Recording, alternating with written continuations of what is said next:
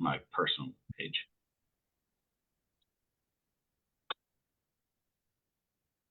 What's up, everybody? Hope you guys are doing well. Welcome to another episode of the Smart Flip Podcast. And guys, today we're going to be interviewing myself. Yo, let's get it. Matt is going to be interviewing me, so I think it'll be great.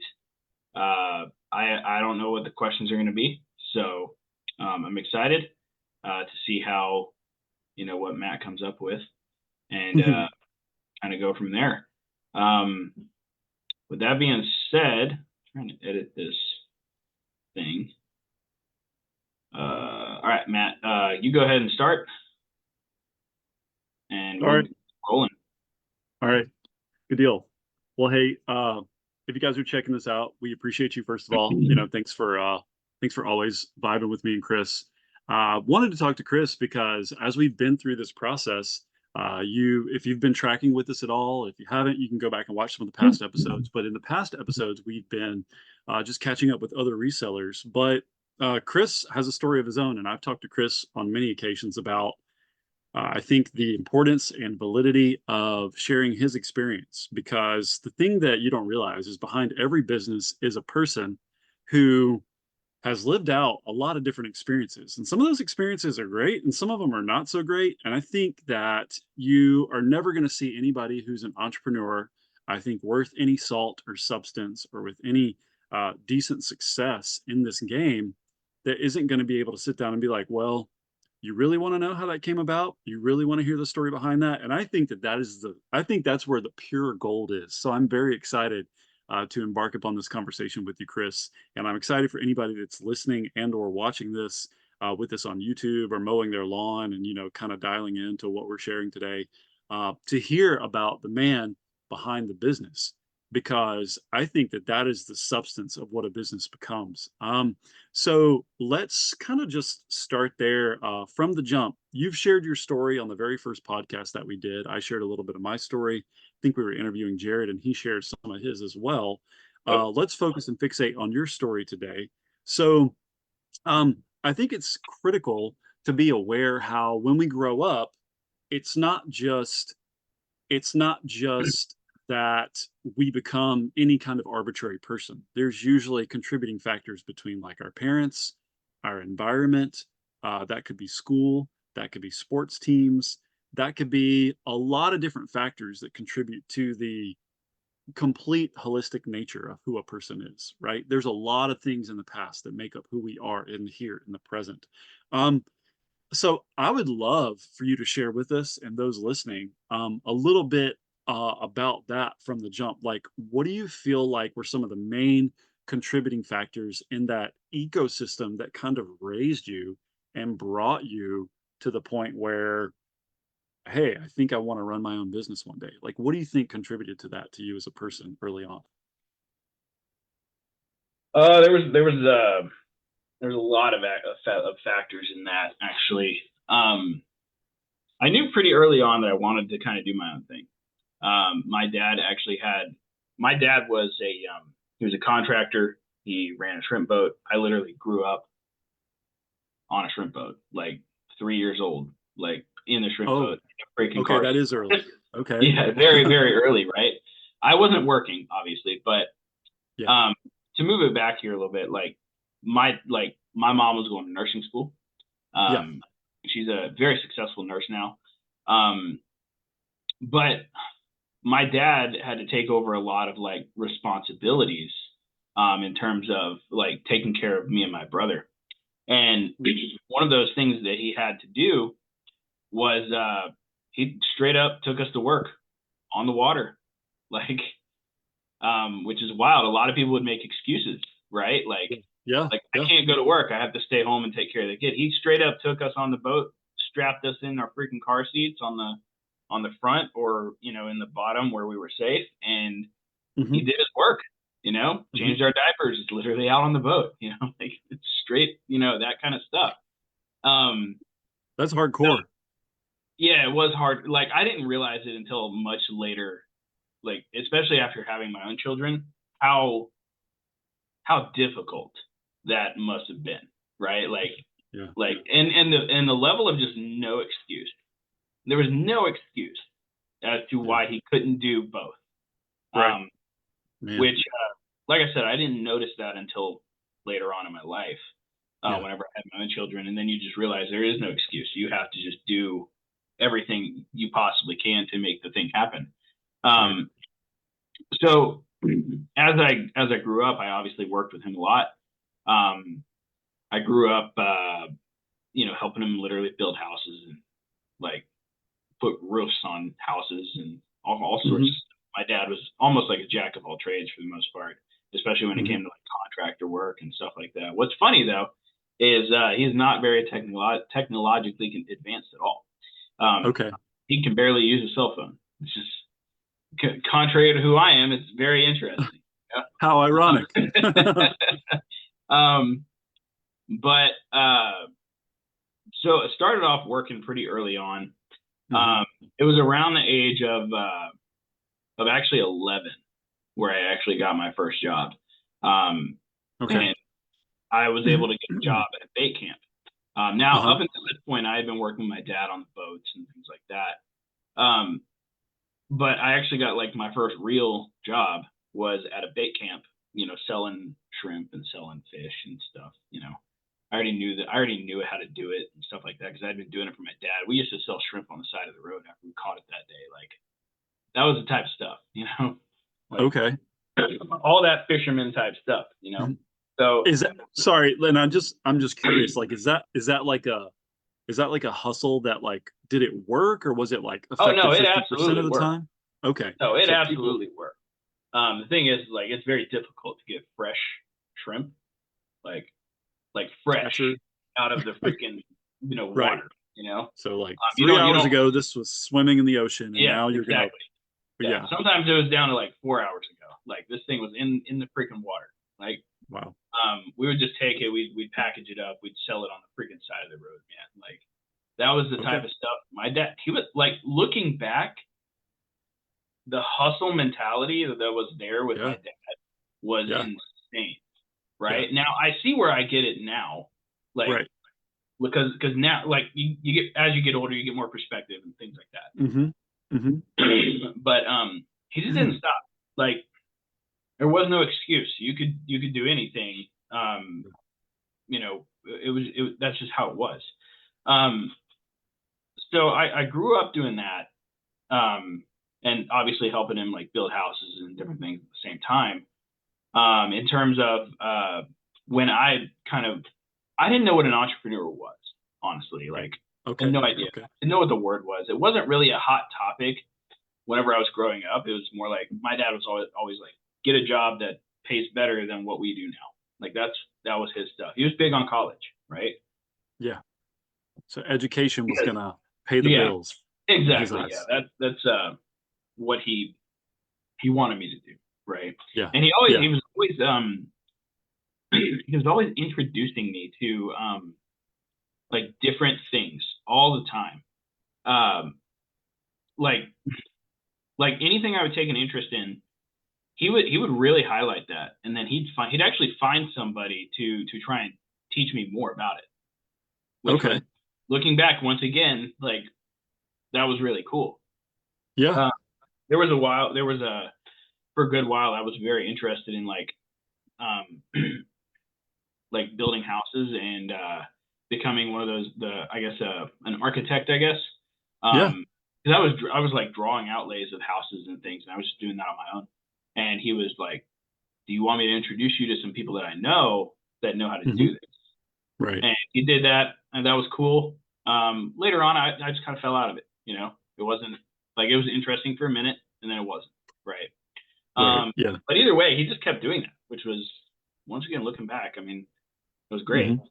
At the same time, too, I was just working a lot, right? Like I grew up working, and it was the hard work too. It was like the construction, the shrimp boat stuff, all of that. My first real business, my dad wanted me to know what it was like to run a business. Like he made that very apparent. So, well, I back up a little bit. my first business was mowing lawns. That was the very Okay. first. Me and And my this is brother, like, so 11, you're selling shrimp on the side of the road, selling fish, doing that for your dad. At what age are you mowing lawns? Like, how old are probably you? like 9 to 11. We probably did it for about 2 years. Okay. So Okay. Cool. we were just mowing lawns for the neighbors around town. Like that's what we were Hmm. doing. Now, Yeah. me and my brother hated this. We wanted to be playing with, the other children that were doing nothing with their lives, right? Sure. Kids having fun. Yeah, but my dad was always like, well, if you want to buy stuff, you need to make some money. Like, if you want something, you need to make it. And I Fair was like, point. and he's like, you can either do that working for me, or you can, do your own thing. You can't get a job yet, so you got to go basically make your own job. Okay. And I was like, all right, whatever, fine, Dad. Rude. But anyway, we were mowing lawns.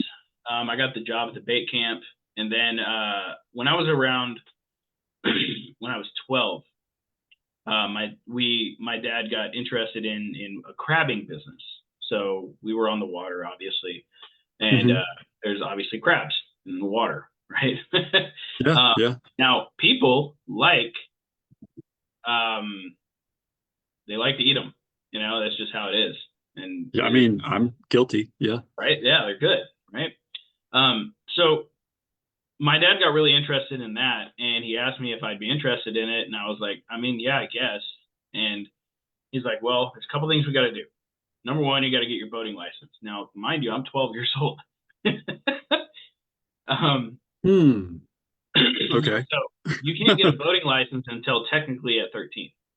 uh, So you can drive a boat at 13 years old. You don't have to be 18 to do it if you have a sure. license to do so, right? Okay. I didn't know that. Yeah, after 18, it doesn't matter. You don't need a license. Um, but my dad talked to the instructor, and I took the test. I passed the test, and I got my boating license at 12 years old. So All right. Wow. um, anyway, at that point, he was like, all right, cool. We're going to start this thing. He bought a whole inventory of crab traps, and then we started. And yeah, that's how that worked. Now, at the time, I didn't realize it, but I was making really, really good money. It was something like $100 a day, like at 12 years old. Like now, mind you, it was hard work. Like I had to Yeah. go out. I believe you. I had to go out on the boat. I had to pick up 100+ crab traps out of the water. That's how I got these guns. Like Yeah. no lie, like that's exactly how that happened. There was just one Okay. Okay. here, and I'm like, oh my gosh, I got muscles now. um, and yeah, so that was my first real business, Hmm. and that went on for probably 3 to 4 years. And I'll be real, like I kind of at the time I hated it because I was making good money, but at the same time, like I felt like I was missing out on like my friends in school and everything, and Right. like what Yeah. they were doing. Yeah. But if I looking back, they were just goofing off, right? Like you're Yeah. just goofing off doing high school shenanigans, right? Hmm. And I was out here slaving away, you know, during the summer on these crab traps. And when I Hmm. was at school, we had hired somebody. Um, now, mind you, I was going out at 13 years old on the boat by myself. Like there was Yeah. no adult with me. um, Wow. so that went Okay. on for a while. Um, I think the main thing that we stopped doing it was and this is kind of a crazy story. Um, we were out doing it, and there was another person that was doing it at the same time Hmm. with us, and they were quote unquote competition, right? Hmm. Hmm. But their boat had actually gotten struck by lightning, like Oh. Oh yeah, my and gosh. we were out there too, and in the same Like, storm, wait, struck by lightning while they're in it? yeah, while they were in it, it struck their Oh, motor. Um, well, that's crazy. actually killed one of the guys. Oh my gosh. It was wild. And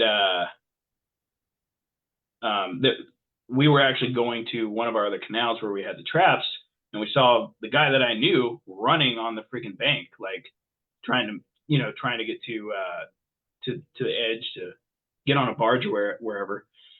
A barge is just a big boat that carries a lot of liquid and stuff like that. But I saw him and I got him over to the barge so that he could get medical attention.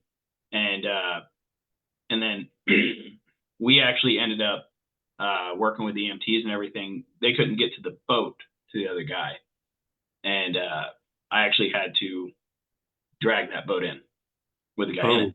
So it was at that point, it was kind of like, maybe I should probably find something else, you know? Okay. So, go ahead. Yeah, you can ask your question. Well, I mean, okay, so are you still 13 at this point? I was probably 14 or 15 at that point. Okay, so you're towing a guy in who's in a boat that's been struck by lightning, both the boat and the guy. The guy is presumably dead. Yeah, Yeah, so that's trauma. That's like it's like a whole moment, you know? It never really bothered me though, right? Like I think Okay. I think it's only trauma if you allow it to be trauma, right? Okay, that's fair. My mom was a nurse and she was really worried like that I was gonna have like nightmares and stuff about that, and you know. But no. But I didn't, because I didn't at a very early age, I don't label things as trauma. In my, you know, looking back at it now, I have a very probably different mindset than most people. Okay. And even now, like I have a saying, all words are made up, right? Like it's from Thor in Infinity War, right? Like okay. But moving back to that, like all words are made up, therefore the word trauma is made up.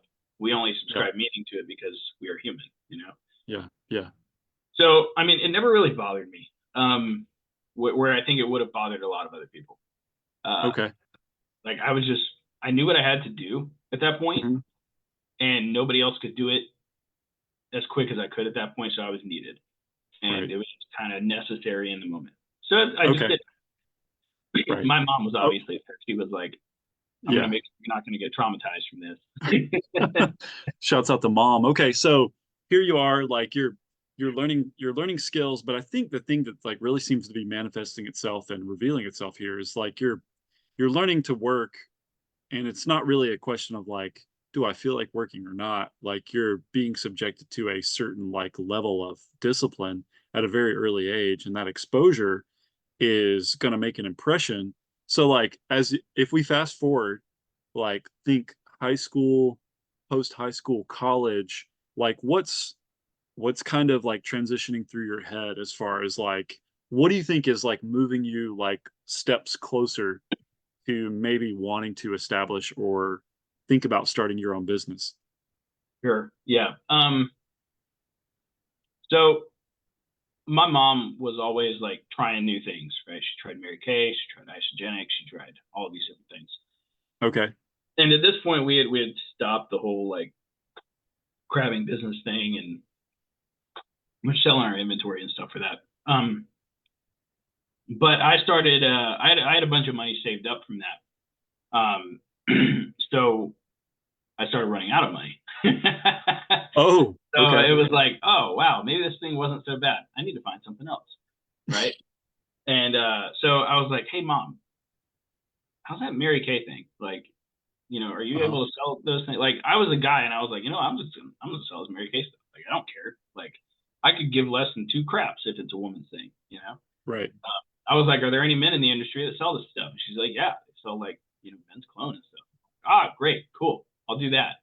And you know, so like there was no excuse, right? Like I don't like there was no like that's why it amazes me whenever people give me excuses for reselling. It's like, dude, I was like willing to sell like cologne and women's makeup, like, and I'm a man, like it doesn't matter, like who cares? Yeah. And yeah, then there's this clear cut whatever it takes like mentality that is kind of settled and cemented itself in you from pretty early on. Yeah, and something I've realized like later on, you know, Anthony Henderson actually said this to me whenever he tried to launch his own phone flipping course. He was like, you know, man, like I really wanted people to win as bad as I did, but I realized they didn't want it as bad as I did. Hmm. I was like, man, I feel that. Yeah. So I hear you. I Mary, hear there you. was the Mary Kay thing. I tried that out. It didn't work out super well for me, and that's okay. I Uh-huh. tried it, and whatever. I tried the next thing was isogenics. Now I wasn't actually old enough to sell supplements. I wasn't But 18. that didn't stop your It dad. didn't stop me. No, it did not. I was like, Mom, I'm just gonna sell this stuff through you, if that's cool. And she's like, great. If basically I was just working for her under her little MLM thing. Yeah.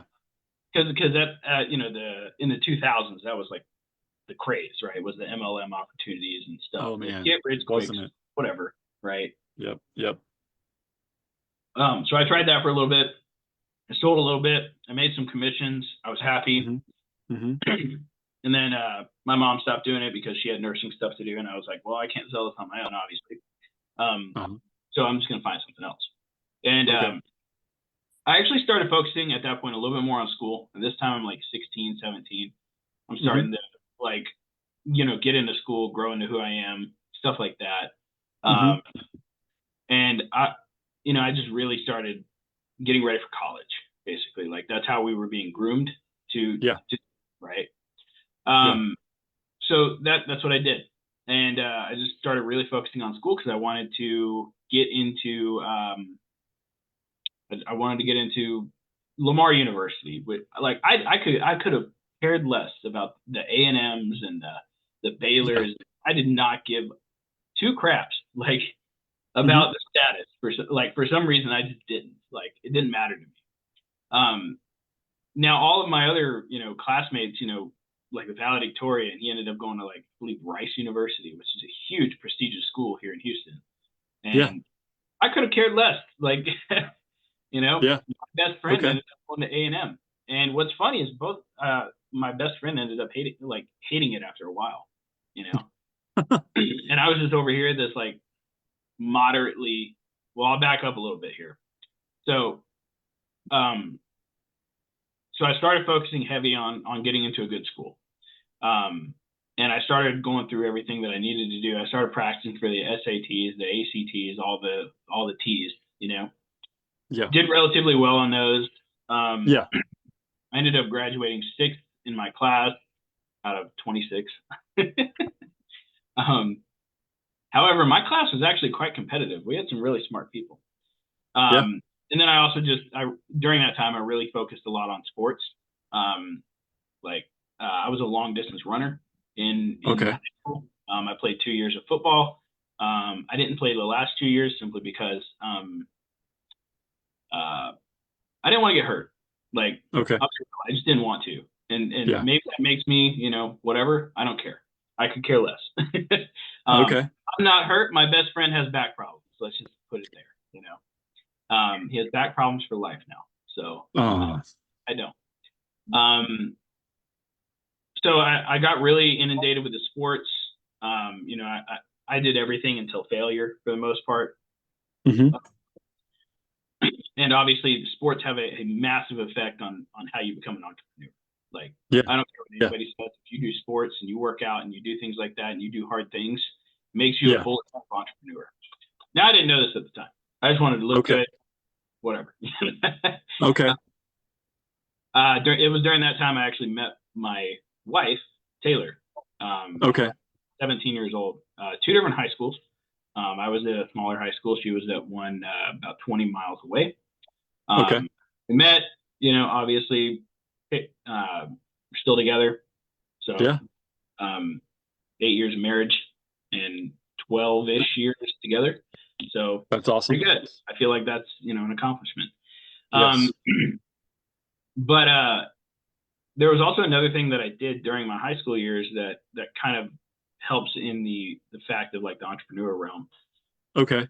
Um, there were these things called scholarships that people can apply for and get money. Yeah. um, so I applied for literally every scholarship under the sun because I didn't want to pay for college. I didn't want to use my own money to do that. Yeah. I don't blame you, bro. I ended up applying for every one that I could. Um, and it's not because I had the privilege to apply for them. It's because I applied for every single one, and I Right. wrote the Right. I You did the found work. them. Yeah. I You went found them. looking. Yeah, I found the Yeah. ones that my guidance counselor couldn't even find. right? Okay. So like the Masonic lodges and the weird ones that are like 500, like just Yeah, random stuff. I ended up getting about 36,000 in scholarships. that's Um, fantastic. and so there was that, and I obviously got into the college and everything, um, Yes. and that was easy enough to do because I had done all the work prior. Okay. Um, and then I changed my major in college 3 times. Now during college, I obviously needed to make money, right? Yeah. I moved out of my parents' house at 18 years old. Oh, Looking back, I wish I probably wouldn't have done that so early, but it is what it is. okay. Uh, but I moved out at 18 on my own, doing my Uh-huh. own thing. I ended up getting a job at a lumber yard. Number one, like that was like the first like real job that I had, where I was actually Okay. hourly and stuff like that. It was okay. Had some cool people. I would just work out in between waiting on people to come in, and it was a cool job. I liked it. And Yeah. then on top of that, I also got a job at Papado. So Papado is a restaurant that I talk about a lot as a Yeah, you resource. do. Yeah, I've heard about Papado. I've learned a lot. I learned a lot from that. Okay. So I was at the lumberyard. I was at the lumberyard from like 7 a.m. to about 4 every day, and then I would Okay. actually work at Papado in the evenings from 5 to like 10, right? So I was working a lot at that point, like trying So to it's pay like for myself. 12, 13-hour days. Yeah, and I was going to school twice a week at that point. So I was just like my days were just loaded with classes. Yeah. Yeah. So and that's just the way I was doing it. Um, and So yeah, that's what I was doing there, working a lot, doing my stuff. It was at Papado where I actually learned about Amway. Amway was another MLM. I don't care what they say, it's an MLM. Like jobs are also Oh, an MLM, just so you guys yeah. are aware. But anything that's a pyramid is an MLM, Okay. corporation included. um, You heard it here, folks. um, so I learned about that. I came into contact with a lot of really interesting people in that network, though. There were people from all walks of life that I was just introduced to. Like they would just walk around and introduce me to people. There was one Yeah. guy that for a living he built playgrounds, and there was another guy that just did this and then did that. Like there was all sorts of people, Uh-huh. and I was like, wow, this is kind of cool. Like I'm meeting all kinds of like just different people here. Uh-huh. That was really cool. That's where I really started learning like about the opportunity of networking and knowing people, right? Yeah. Um, so I thought that was cool. And then I tried out Amway for a little while. I sold a couple of products. I did, the thing. Um, this is when social media was kind of on the rise as well. Right. But um, I moved out of that, and then I moved into selling vacuum cleaners for a little while. I learned a lot about that.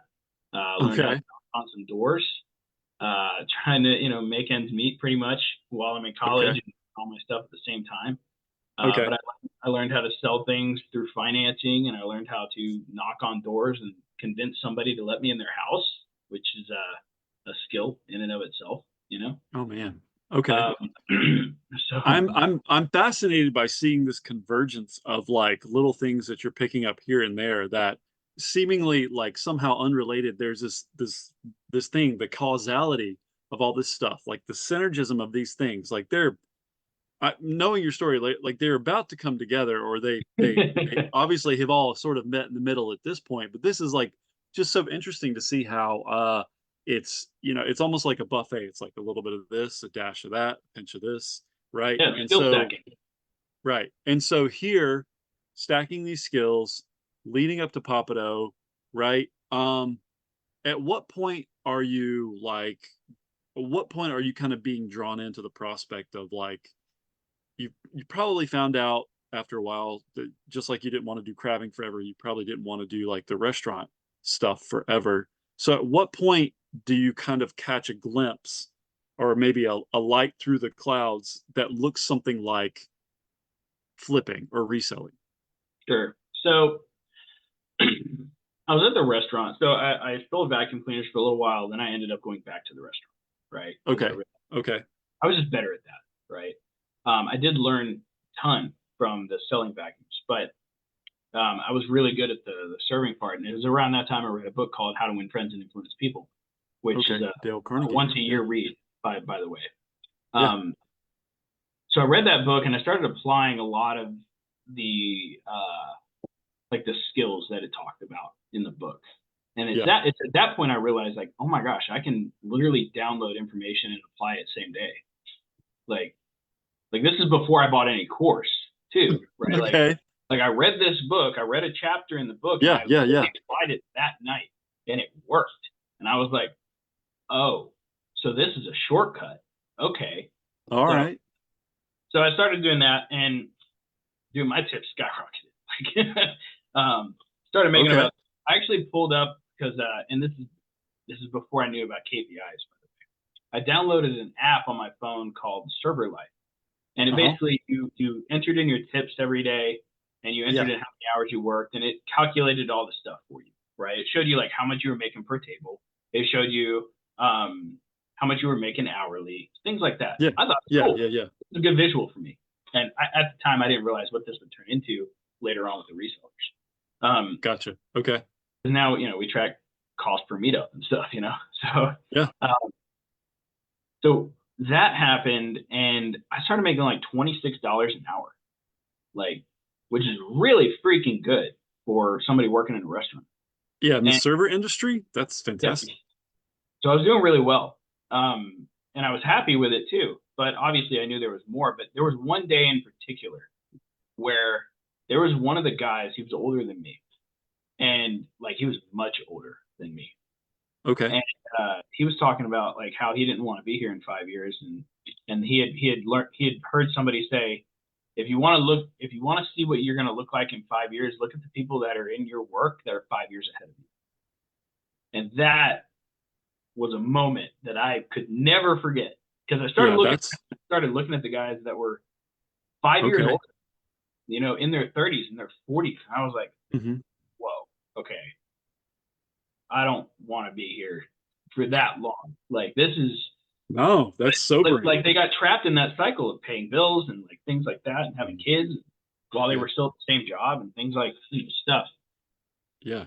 So it was at that point where I was just like, okay, I need to find something and I need to just keep testing things out. That's something I just did inherently. I don't know why.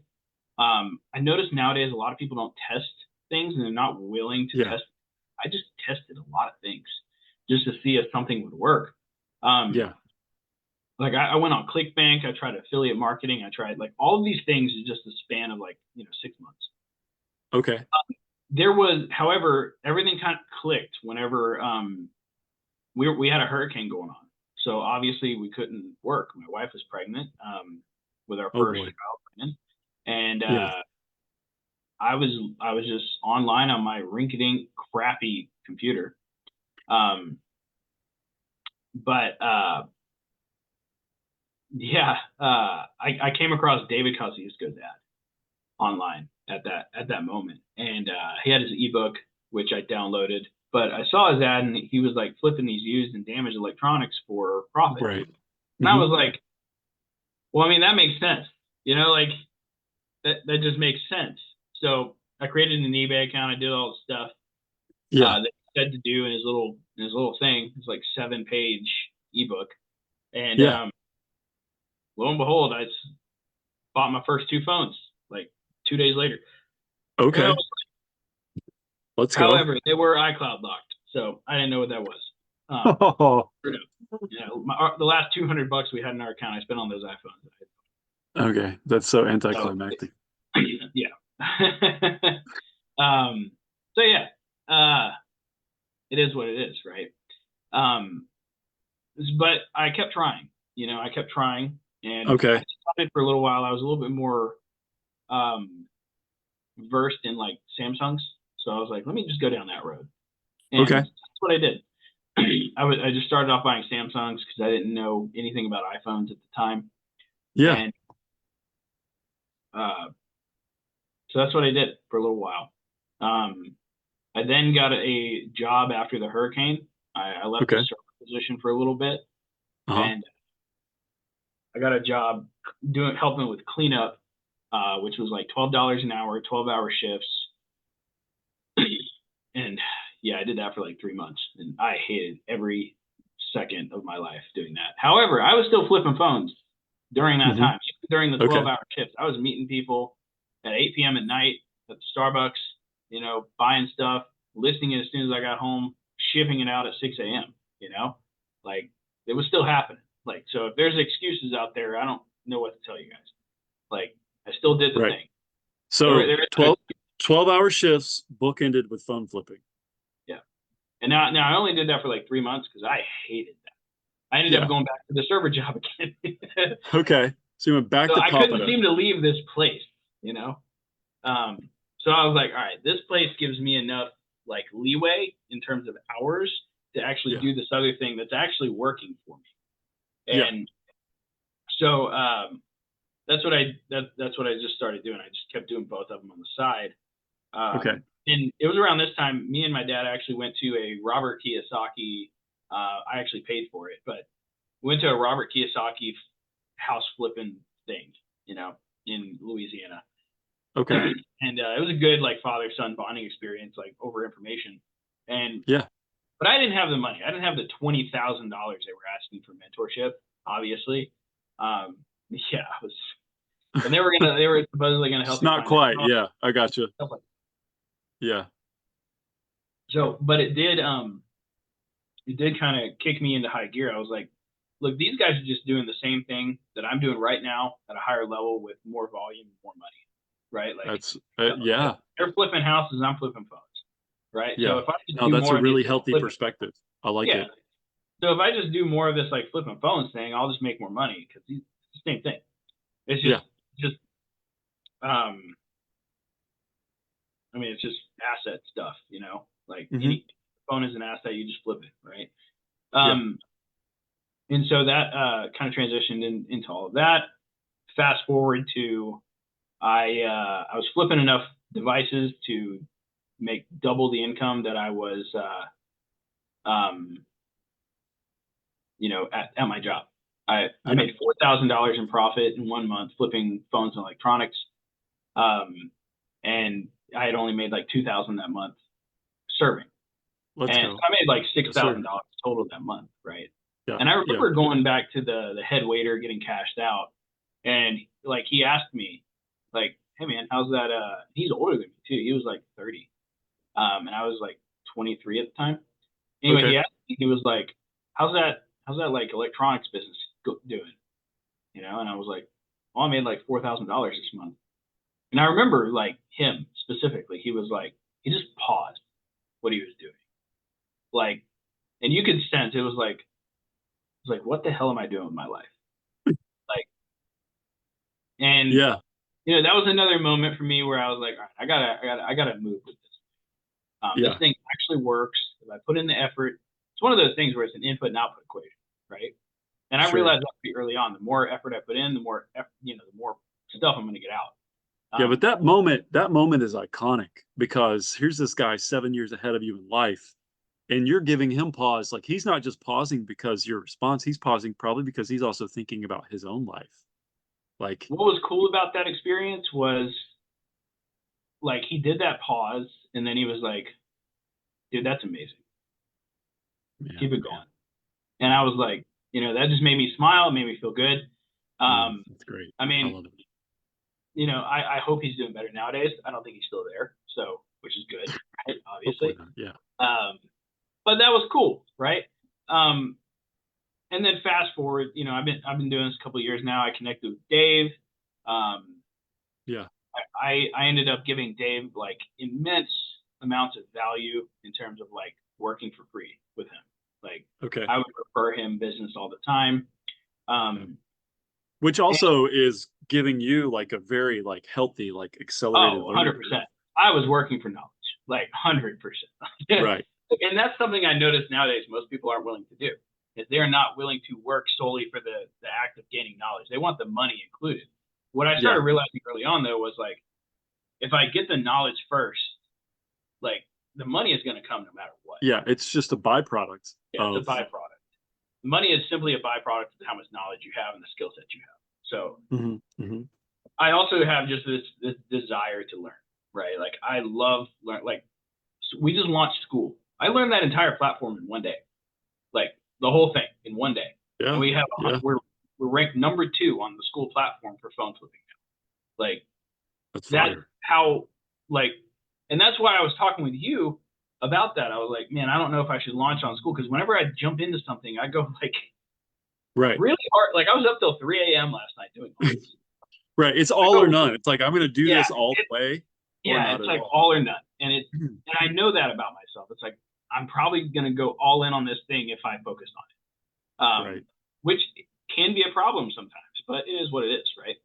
Yeah. Uh, So can I interrupt by saying like all right, in a I know we got like a little more time left, but like I want to kind of like between now, school and the business you're running and like Papado, like at what point did you start to like see that critical mass and then also intentionally start to reach and grab towards like ads? Because I think that's one thing that people really know you for. So maybe can you like walk us through like that transition and like critical decision for your business?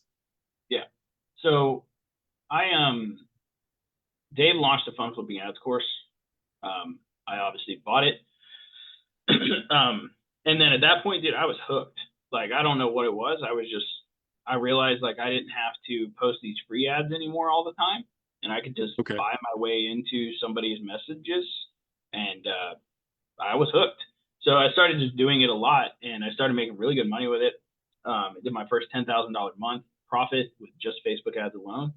Yeah. Uh, then some people just started reaching out, just like that's just how it worked. They were just like, "Hey, can you run my ads for me?" And I was like, "Sure." And so I did, and they got the same level or a moderate level of success with it. Uh-huh. And then more people came, and more people came, and then I had a whole bunch of clients at one time. And Then then you COVID then you had happened. a whole other variety of business kind of And yeah, yeah, I that started making was about $6,000 a month just off of advertising for other people, which was pretty cool. wow. In addition to my phone flipping gig. Uh, Right.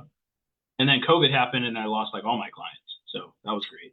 That was a good learning experience. Was like how quickly you can lose clients very fast in the advertising world if Yeah. something crazy in the market happens. So at that point, Yeah. back to just phone flipping.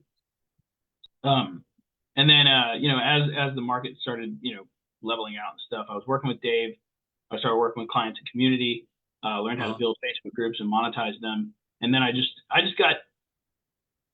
got introduced to so many different ways to market a business online Uh-huh. that that I started marketing for others. Like we did Aaron's drop shipping thing. Yeah. We did crazy. I think we did like $250,000 in just a certain amount of time using these guys' method. Wow. And then we did obviously the million And by dollar these guys, you mean clients and community. clients and community. Yeah, these guys are great mentors. I've spent well over $50,000 in mentorship fees with them. They've helped me massively. I've made way more than that thanks to them. Um, and then Dave decided to leave the coaching space. And then I was Yeah. like, and I asked him permission. I was like, can I do my own thing and whatever? And he was like, sure. And Resell Deck was born out of my own system. And then I was trying to sell Resell Deck at first as like my own thing, Mm-hmm. but then I just realized the market wasn't ready for it quite yet, so I just used it myself to build my own business, Yeah. and just Why not? added in on it, stuff like that. Okay. Now the market's a little bit more mature. People are a little bit more open to software that can help them. So once again, I'm ahead of this thing. Mm-hmm. Mm-hmm. And then people just started reaching out to me for ads help and coaching and negotiation and like all sorts of stuff. And I Mm-hmm. was like, I mean, I guess I can help you. I've been doing this a while. And I helped Dave. I was Dave's client success director for 2 years, Mm-hmm. and I onboarded hundreds of students for him. Yeah. So I had the experience, and most of the time, like I didn't get paid for that. Like I made the sale, and that's where I got paid. was on the sale, like not on like the onboarding and stuff like that. Yeah. So I'm just Yeah. accumulating all of this like knowledge, you know, Yeah. and getting introduced to a ton of people at the same time, Yeah. and Okay. also Yeah. learning how to sell, all sorts of stuff. And then Yeah. that was kind of the birth of Resellerator. Was just kind of taking like Dave's older method, combining it with clients and community, and Hmm. you know, using their process to grow, you know, Yeah. and Hmm. bring awareness to this side hustle and help people get out of their jobs. And that's what Resellerator was. And, Hmm. you know, we have over 100 students now. We got an amazing coaching program. Hmm. Um, and, you know, it's awesome. I love it. I love seeing the students win. I mean, whenever somebody hits that $10,000 profit a month, you know, it makes me happy knowing that they're out. They have the ability to leave their job. You know, it's cool. Right.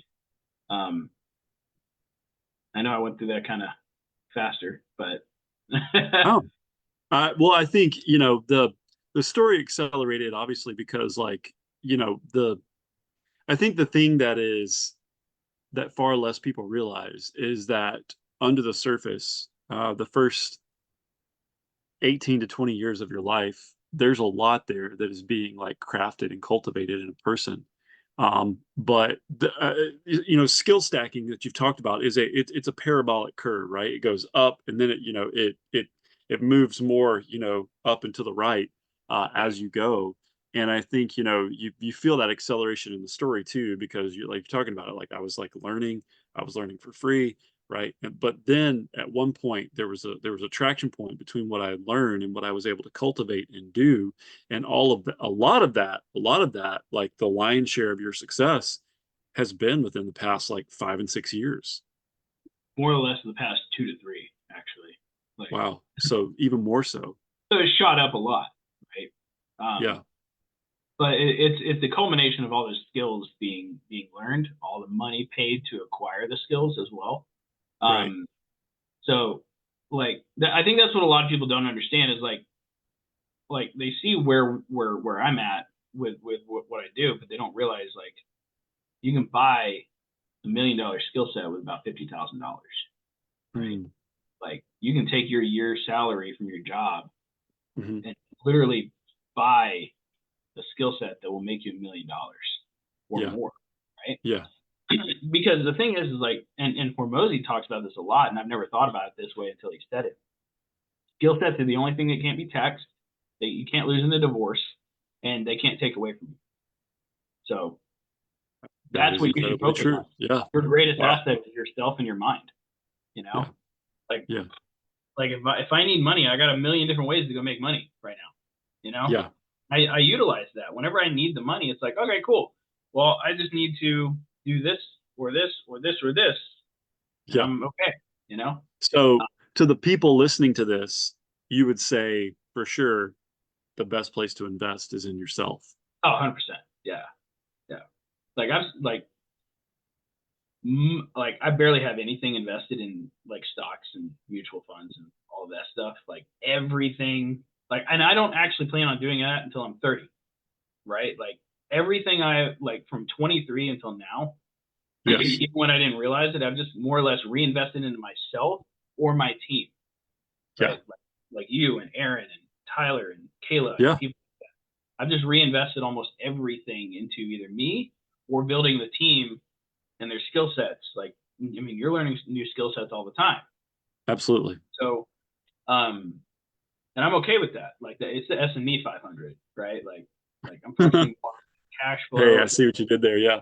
right. So, um, Um, well, what about for people that feel reluctant to pay what they would consider to be hand over fist for a course and for knowledge? Because there's a place here where if you don't grow up with a lot, right? And obviously you had some challenges growing up. There's this moment where like this scarcity mindset kind of like it wants to kind of keep that it wants to kind of hold you in that place that it has you. Like so how would you say like how can someone sort of break free from that mentality and start to become a little more open-handed in the way that they learn, but also what they're willing to pay for? the way I like to explain this now is like if you're worried about it, but you'd spend it on college, You're worried about the wrong things. Okay. Like, let me give an example. Go for So, it. Resellerator is about $4,000 all in, right? Huh? Yeah. Take that. You put it into this one skill set. You can literally be making money next week. We have had many students make $500 within the first week. Yeah. Very What true. does $4,000 get you in college? Probably gets you like a quarter semester, right? And no guarantee of an outcome. College does not guarantee that you get a job at all. Yeah. It's not a great business model, folks. Let's No, be it's real. not. Education, the return on education is has been fractured for a long time. And I mean, when I say education, I mean traditional education. Like we're talking about, um, there are ways you can learn as much on YouTube as you could in a college course, folks. Well, yeah, you can. I mean, 100%. Because you were learning it from people that are actually doing it, right? So, Yeah. and that's my thing is like, whenever somebody's like, nah, that's too much money, we'll go spend it on college. You're just going to have to wait 4 years to actually do it, you know? Yeah. And you'll be massively more in debt. Whereas you can just use Plus the interest. plus interest and be, you know, college loan debt for the rest of your life. So Sure. it's just one of those things. Like, I'm not against college. I am against how much college is. Right. Like, that's my thing right now. Yeah. Like college, the level of value for the cost is not equal at all, right? Yeah. There should be some sort of guarantee with college, like you will get this job after you graduate, but there is not. They literally just hand you a piece of paper and throw you out on the road and say, go find a job. But with what, you know, with something like Resellerator, what we built is not college. It's real world business stuff. Like there's many phone flipping gurus out there that'll say, nah, you don't need an LLC. I'm straight up going to tell you, you need an LLC. Yeah. If you want to do this business correctly and you guys hearing that? Get an right, LLC. Yeah. you know, pay your taxes and not go to jail. Yeah. You need an LLC, right? So, yeah. It's just like you can either wherever your money goes that's where, you know, things are going to follow, right? Your focus is gonna go there, right? So yeah. Okay, I'm yeah, tracking. I mean, you're basically paying for where you're going to be focusing, right? So yeah, it's more or less like, do you want to make money sooner or do you want to like wait? Because, for example, with college, like you have there's such a waiting time, right? Between like paying and then like getting the end result. Whereas with something like Resellerator, you can pay, literally get a result 2 days later. Like that is insane, right? Yeah. So yeah. And I think it's fascinating. Well, sorry. Yeah, I think it's fascinating too that like college has given you opportunity to maybe like have a go at a certain skill, right? You could invest in skill over the course of 4 years. You could invest in a skill now. It really is like, I think in some ways like that simple. And so kind of like what you're saying here, like if you wanted to spend, you know, 4 years worth of finances on a college degree, or if you just want to drop a couple $1,000s on a course that's going to teach you an exclusive skill that you can scale within 30, 60, 90 days.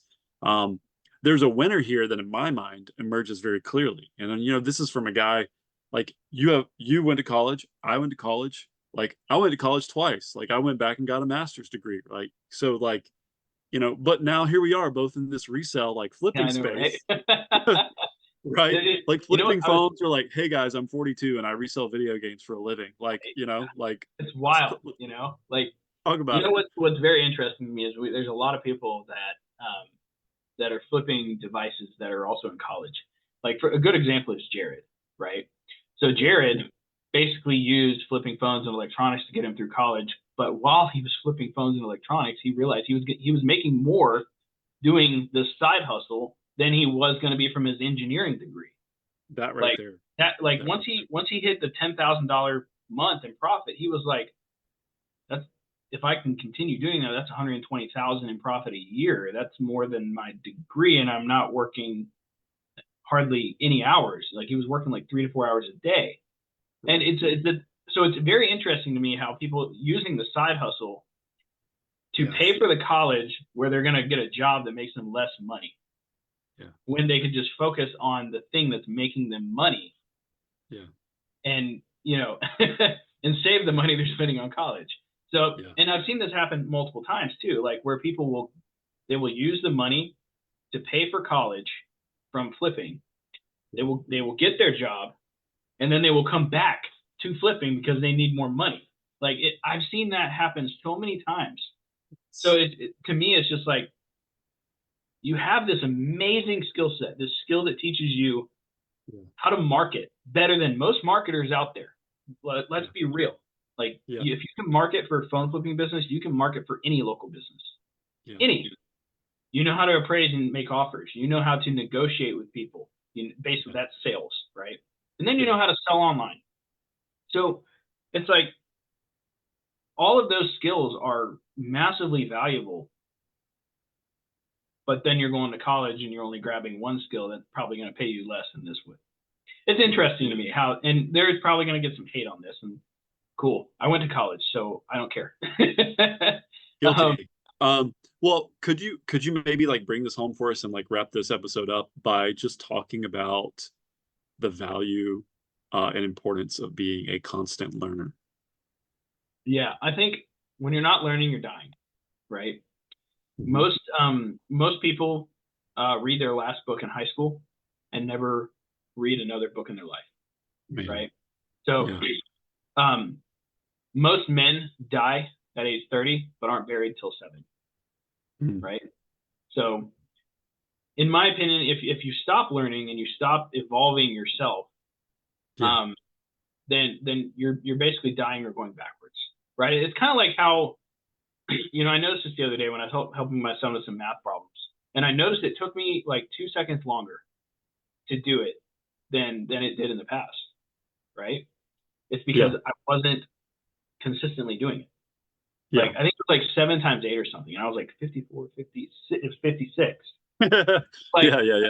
whoa, I'm out of practice there apparently, Yeah. Got to grease the wheels. Yeah. So that's kind of how it perceives to me, like if you're not learning, you're not growing, you're probably dying. And you might just be doing the same mundane thing for the rest of your life. And some people want that. Some people, that's okay. Like, I'm cool with that. Like, the world needs those types of people to operate, obviously. But for those that want more, if you're not learning, you're growing. Um, or if you're not learning, you're not growing. So, with that Yeah. being said, I'm not going to hard pitch on Resellerator. Resellerator is a great way to just shortcut Yeah. the entire learning experience. Because the learning, the stuff that took me, Aaron, and Matt 15 plus years of experience is condensed into this one thing that's worth 10, 20 times what we charge for it. Like Yeah. you pay, let's say 4,000 all in and get skill set that can make you six figures if you do it correctly, right? Yeah. Now, you can get there on your own. It's just going to take longer. Yeah. You can go find every YouTube video for free on my YouTube channel. I give away everything.